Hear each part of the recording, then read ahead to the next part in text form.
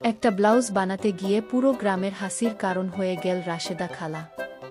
আমাদের গ্রামের রাশেদা খালা হঠাৎ একদিন সিদ্ধান্ত নিলেন, আমি এখন থেকে ডিজাইনার হব। কারণ পাশের বাড়ির রহিমা আপা ইউটিউব দেখে ব্লাউজ বানিয়ে 500 টাকা নিচ্ছে।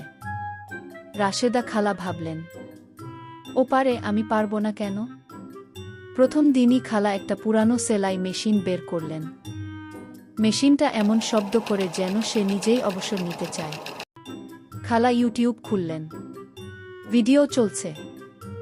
আজ আমরা খুব সহজ একটা ব্লাউজ কাটব। খালা বললেন, সহজ? আমার কাছে তো জ্যামিতির থিওরির মতো লাগতেছে। মাপ নেওয়ার সময় খালার মেয়ে দাঁড়িয়ে আছে। খালা বললেন, চুপ করে দাঁড়া, নড়বি না। মেয়ে বলল, আম্মু, আমি তো নিঃশ্বাসও নিতে পারতেছি না। খালা বললেন, নিঃশ্বাস নিলে মাপ কম বেশি হয়ে যাবে। যাই হোক, কাপড় কাটা হলো। কিন্তু সমস্যা হলো, ডান হাতার জায়গায় বাম হাতা, আর গলার জায়গায় কি যেন অদ্ভুত একটা ত্রিভুজ। খালা চশমা পরে অনেকক্ষণ তাকিয়ে রইলেন। বললেন, ডিজাইন একটু আধুনিক হয়েছে মনে হয় কি? পরদিন গ্রাহক এলো। রাশেদা খালা গর্ব করে বললেন, এইটা নতুন ডিজাইন, বিদেশি কাটু। মহিলা ব্লাউজ পরে আয়নায় তাকাতেই বললেন, খালা, আমার হাত দুইটা পেছনে কেন চলে গেছে? খালা বললেন, ওইটা ফ্যাশন, হাত সামনে রাখলে পুরান স্টাইল লাগে।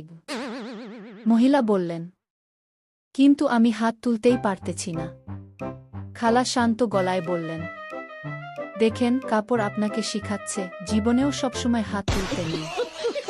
এরপর গ্রাহক রাগ করে চলে গেল। খালা মন খারাপ করে মেশিনের দিকে তাকিয়ে বললেন, তুই আমাকে বেইজ্জত করলি। হঠাৎ মেশিনটা আবার শব্দ করল, টক টক টক টক। খালা বললেন, ঠিক আছে, কাল থেকে আবার চেষ্টা করব। পরদিন আবার কাটা, আবার সেলাই।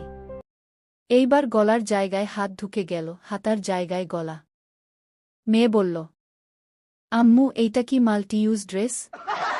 খালা দীর্ঘশ্বাস ফেলে বললেন, ডিজাইনার হতে গেলে অপমান খাইতে হয় কি?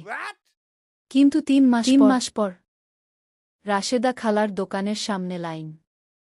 কেন জানো? কারণ তার অদ্ভুত ডিজাইন ভাইরাল হয়ে গেছে। রাশেদা কাট, সামনে পেছনে যেভাবেই পরেন মানায়।